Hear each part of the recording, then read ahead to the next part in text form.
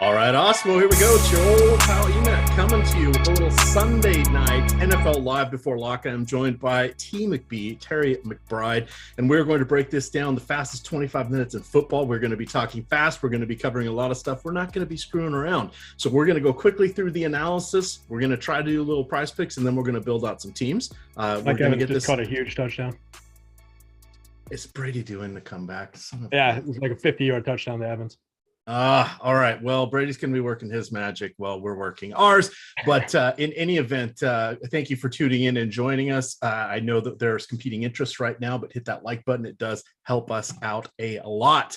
All right, Terry, we're going to kind of hit the pertinent high notes from the top. Key thing we want to say is Darrell Williams is out or inactive tonight. So we're down to Clyde Edwards-Helaire and Jerick McKinnon, who surprised everybody last week because, as Greg Ehrenberg likes to say, coaches are dirty, rotten, filthy liars. And there's nothing you can say to change that for me. So we saw these teams play, what was it, back in October. That was a gazillion years ago. Not much we can infer from this other than Patrick Mahomes is one of two quarterbacks to throw for more than 250 yards against Buffalo. They haven't exactly faced a murderer's row of quarterbacks. Tom Brady was the other. Brady was the only one that had over 300 yards passing. Both of them had multiple touchdowns. Less than half the quarterbacks that have faced Buffalo this year have had multiple touchdowns, but again, it was a reasonably cakewalk schedule. These two quarterbacks each had 5 touchdowns last week. We've got a lot of fireworks here. Terry, I think coming in at the top, we have Josh Allen is going to be arguably one of our key plays.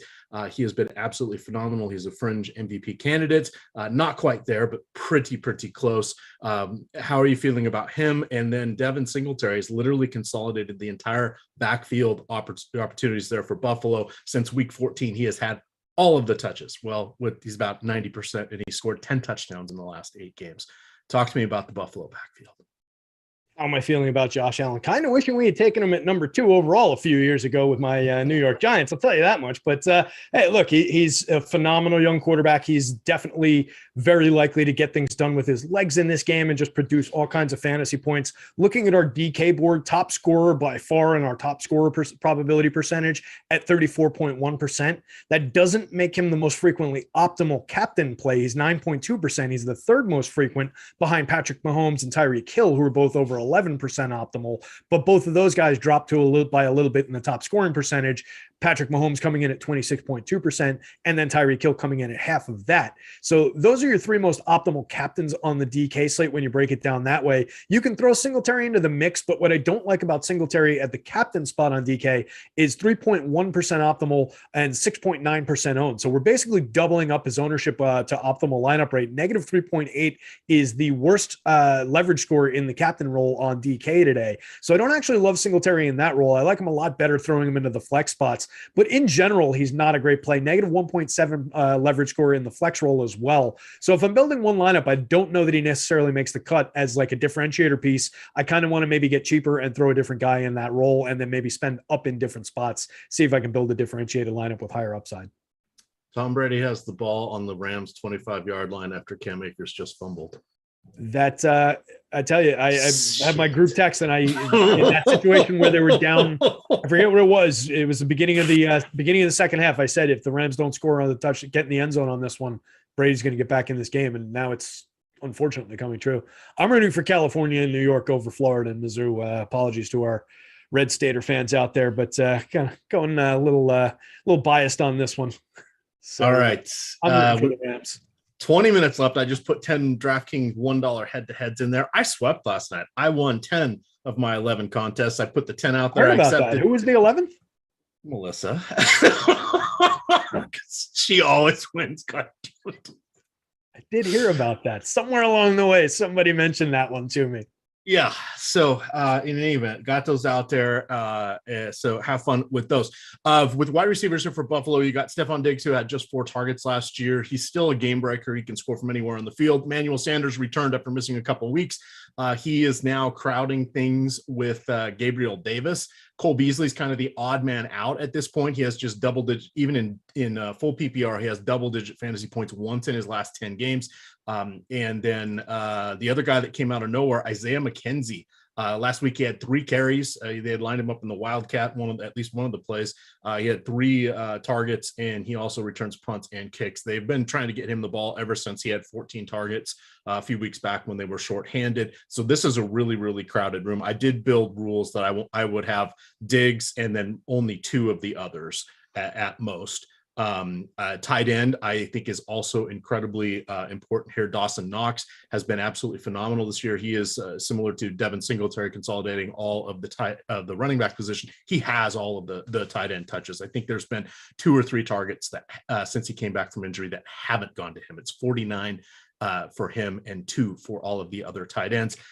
Defense is not really excited about these guys on either side. Scoop and score, pick 6. That's what's going to have to happen.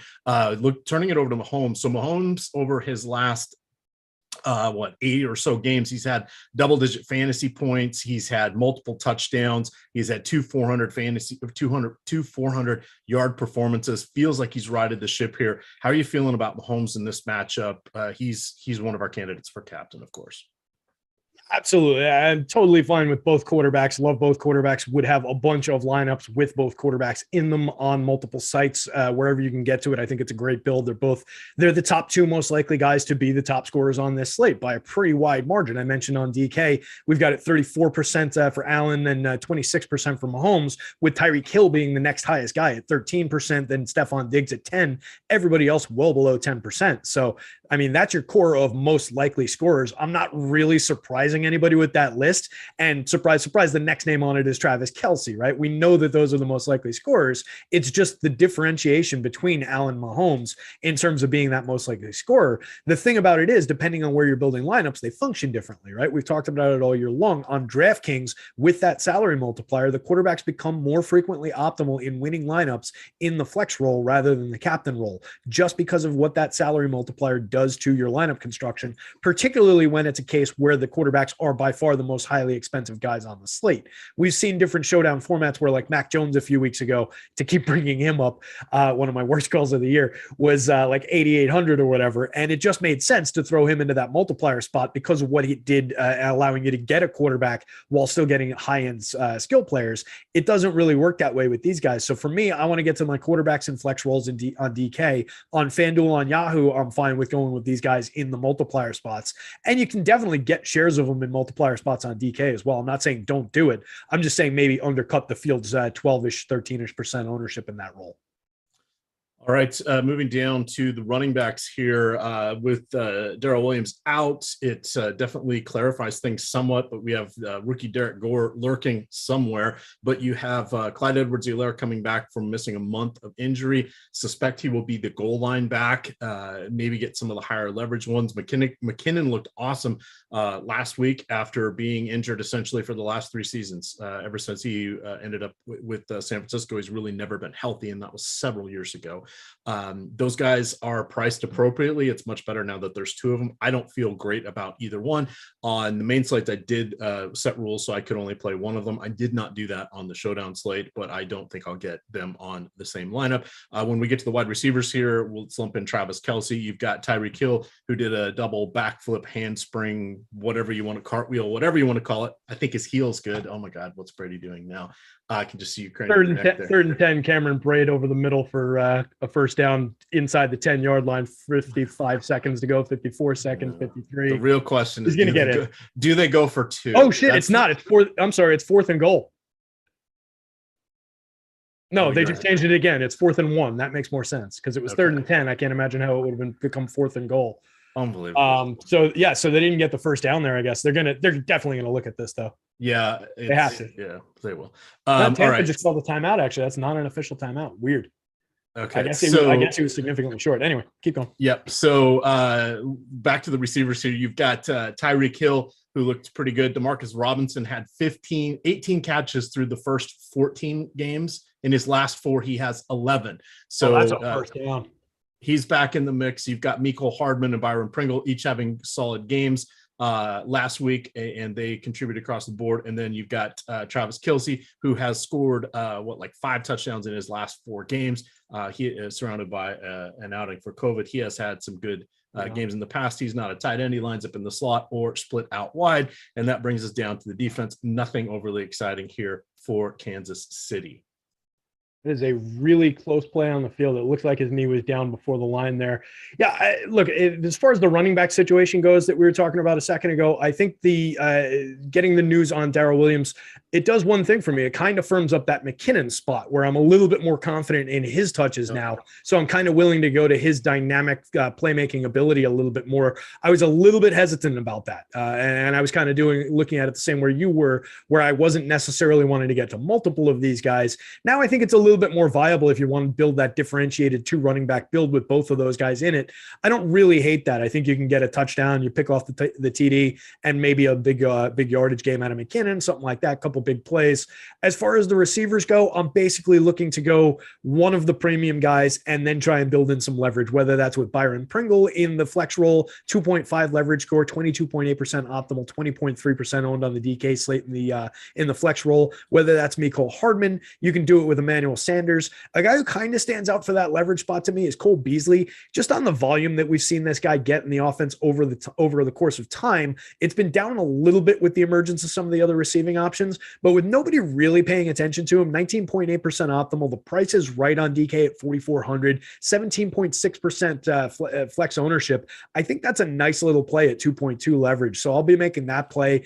The defenses and the kickers, defense historically has not really played well in games above a 50-point game total going in. So I'm really not getting to a lot of defense. The kickers are a lot more relevant in game scripts like this, where it's a higher scoring game as far as those alternate plays. So if you're looking for one of those differentiator plays from the lower salary, I would prefer the kickers rather than the defense in this format.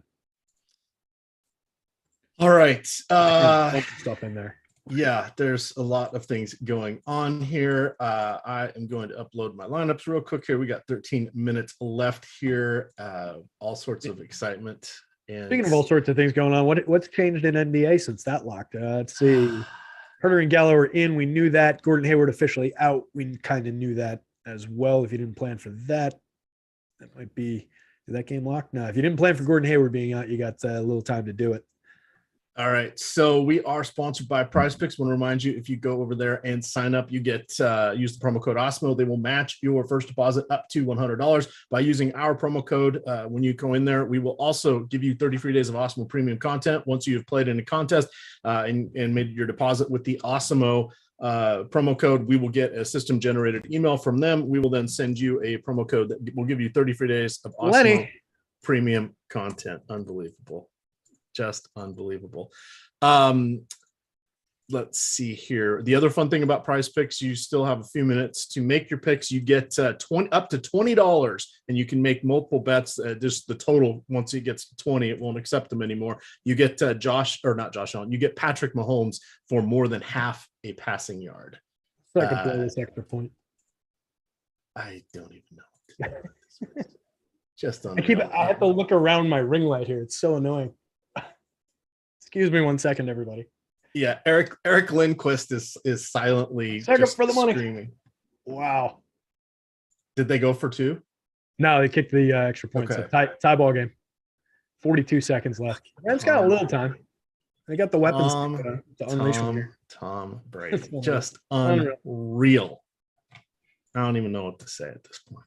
I just don't even know what to say. Lenny Fournette, man. What a weapon he's become. He's really good that move. All right, we're gonna look at a few prize build a DraftKings lineup or something. Oh, that's right. We got to go. We got to do some prize picks here. Yeah. So you get you got 10 minutes to get your contests in or here on all the sites. Prize picks, you can use that half passing yard promotion. That basically gives you a free win for Patrick Mahomes. We have Josh Allen and Patrick Mahomes each with around 270 passing yards. I like the over for both. I think these teams are going to put some points on the board. I think that's going to put pressure on both teams. And we've already seen these are two of the pass happiest teams in the league until Buffalo decided they were going to start to run the ball more recently. Unlike yesterday, I don't think it's just going to be happy 3 outs and punt. I think we're going to get some fireworks here. I would take the over on both those. How do you feel about those passing? Taking a look at our board, it actually looks like Alex is leaning a little bit into the unders on both of the lines that we've got on the site. 285.5, 286.5. What are the PrizePicks lines? 270. Lower? Basically 270. 270. All right, so we've got them a little bit above that. Josh Allen 274.2, Patrick Mahomes 282.3. It's close. These were both going under on the lines that were 10 yards higher. That puts them around a coin flip. Maybe the Mahomes is a little bit better, but I don't love. Actually, Mahomes was the guy I was targeting to go under the field on the DFS side of things. I kind of didn't really get there through my sorting process. I didn't end up with enough Stafford in my sorting, so I have a lot of Mahomes, but I don't love him going up against that Buffalo defense. They are pretty stout against the pass, so I don't really love either of those based on where Alex has it projected. Just kind of coin flippy to me. All right. Looking at our rushing projections, we've got, how do you feel about Jerick McKinnon at 27.5 and Clyde Edwards-Helaire at 29.5? We have McKinnon projected at 33.87. So that was a strong one to the under on the 35.5 that we've got it at the site, but it was at 23 something there. Yeah, 27.5. Yep. 27.5 with 6 yards clearance on it. I don't hate that one. I don't think it flips all the way to like a 60 or 70%er, but I think that's got a little bit of room on it, especially now that we know that there's no Darrell in this lineup. So I think he sees a few more touches than maybe we're accounting for in that tool right now. I like that one. All right. What about Clyde Edwards-Helaire? We've got it at as of the last update, 34 and change. So basically over, about the same. Yeah, about the same. I would read it kind of the same way. That probably flips to around 50-ish%. Pick one or the other. I wouldn't want to book both. I would probably be leaning more toward the more dynamic McKinnon one. All right. And then we have Josh Allen, who has at least 60 rushing yards in 5 of his last 6 games. He is at 46 on this one, where we didn't put him on the rushing yard one. Where do we have? It doesn't look like we've got him on there, but hold on one sec. Let me see if I can get to the stats real quick. 7.18 attempts per game, 6.3 yards per rushing attempt. So doing some quick monkey math there, I think we can get there. So we are projecting him for 40 rushing yards. I would still take the over at 40. I would take the over at 46. Yeah, on this one. And then the last one for rushing is Devin Singletary. Really not a lot of wiggle room there. They have him at 57. We have him a tick under. That for me is a stay away. The receiving yards are kind of interesting. So you have Tyreek Hill. So we have him projected for 79. That's a 10 over what they have at PrizePicks. I think and then Cooper Kupp just caught a monster pass. I wish I could watch this game. Yeah, 4 seconds. Oh, they're gonna kick the 4 seconds no. left. They're gonna kick it. It's gonna miss.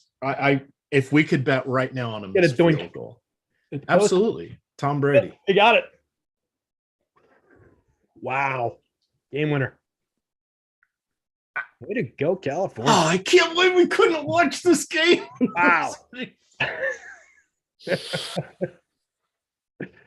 Does this next game top that one? That was pretty solid. A little fourth quarter there. That was an ugly first half, though. It was kind of a bad game through the first half. Really, all the second half. Well, everybody, I still have 5 free or 5 $1 head-to-head sitting there in the DK lobby. Knock yourself out. Have fun. Grab those username EMac. Looking at back here to the passing lineups, how do you feel about Stephon Diggs? He is at 67. He is just sort of, what do you think is going to happen with him tonight? So this is actually a good decision point. So Josh Allen has become incredibly adept at just taking whatever the defense is going to give him. He doesn't force the runs anymore, and he had his best rushing season of his career on a per game basis. He doesn't force everything to Diggs like he did last year, and he's having one of his most efficient passing seasons. There are so many options available to him. We've seen Diggs get lost in the shuffle, except for the game where they were getting him the $1 million bonus. He's had about half a dozen targets or less in most of his last few games. Aside from that one, it's just hard to trust him. But then that's what the public thinks. So do you push this advantage? In DFS, I say yes. For the 67 receiving yards, I say no. I don't want to take that one. I just would leave it off my card. I'm good with going with Diggs here in terms of the volume. If we're just looking at it from that perspective, 164 targets on the year, that is significant volume. And then just looking at those numbers that didn't go over 10 in the last few weeks, I mean, there's a 13, there's another 13, there's a 14. Week 17, he had 9 targets. It was the last 3 weeks, it was 13, 9, and 14. Are we really saying that's not reliable volume? I'm pretty good with that Diggs one. I think he gets over that. There's a significant amount of looks there for him. And especially if we're projecting Cole Beasley a little bit low, which it seemed like we were earlier in the day, I'm just fine with that because Beasley was number 2 on the team with 112 targets. So if we're expecting a little bit of the volume to come from him, then I would just think it kind of goes toward Diggs and he picks up the extra ones. Big game like this, they're going to want to go to their primary target a lot. So I'm comfortable with him getting volume. All right, 4 minutes to go. Everybody upload your lineups while you can. Do not be like me and forget to do that crucial step because I was busy making single game parlay cards instead of uploading my lineup. They were done. I had 20 extra minutes and I still forgot to upload the CSV. Don't do that. Don't be like me. Just checking things out here. Yahoo, I think, has some overlay in their contest. Sorry we didn't have enough time to build lineups for this stuff tonight. Sometimes that will happen. The Yahoo contest isn't even half full. Terry, we're building a Yahoo. Highly appealing. We're going bad. Go for it. We're going with Josh Allen. We're going with Patrick Mahomes. We're going with Dawson Knox. Not Knox in the captain spot. None of our pal Nick. No, we're going to make 2 lineups. We're going with Allen, Gabe Davis, Tyreek Hill, Patrick Mahomes, and Byron Pringle. Yeah, and then we're going to make one more with Dawson Knox as the captain. We're going to use Josh Allen. I think we should use Singletary. And then, so it gets real interesting because they have Travis Kelce at 30. Tyreek Hill is just 23. They're pushing you to take Tyreek Hill. Yeah, that's friendly discount, though, man. I think we got to go with Travis Kelce. That leaves us $13, and we could go with Emmanuel Sanders with the Buffalo onslaught. Would you go with Emmanuel Sanders or Byron Pringle? Those are our choices. Ooh, that's an interesting one. Let me flip over to the board here and see Byron Pringle or Emmanuel Sanders. Yes. Pringle looks like the better option in terms of our percentage of being a top player and percentage salary weighted percentage of being a top player. 12.4% being a 2 to 5 versus a 7.3% for Emmanuel Sanders. No ownership on this page that I'm looking at here, but I would probably lean Pringle. All right, so I'm going with Sanders. There we go. There you go. I had Pringle in the other one. All right, Nick, that one's for you. Not bad. That's it.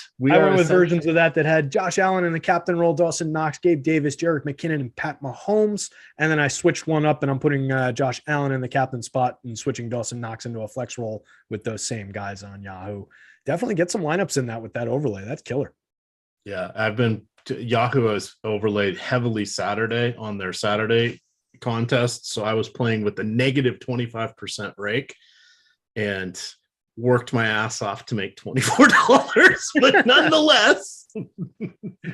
What do you think of Cole Beasley in the captain spot on DK? 2.3 leverage score, 5.6% of the time comes up optimal. Only 4,400 is the base salary. You can do a lot with that.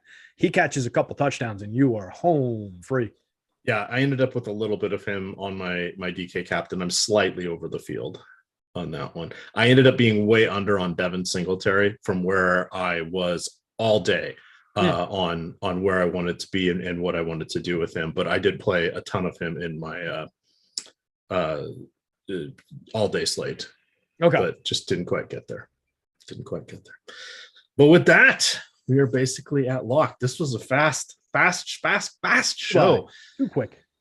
It's good, but now I love this little lineup that I just built. Cole Beasley in the captain spot, Josh Allen, Dawson Knox, Jerick McKinnon, Tyreek Hill, and Clyde Edwards-Helaire on DK. Leaves 200 on the table. Nice little projection. That's going to be a fairly unique lineup to enter in a big field tournament. All right, and we are locked. That Yahoo contest ended up 3,100 out of 5,600, so about 60%, not quite 60%. That's great.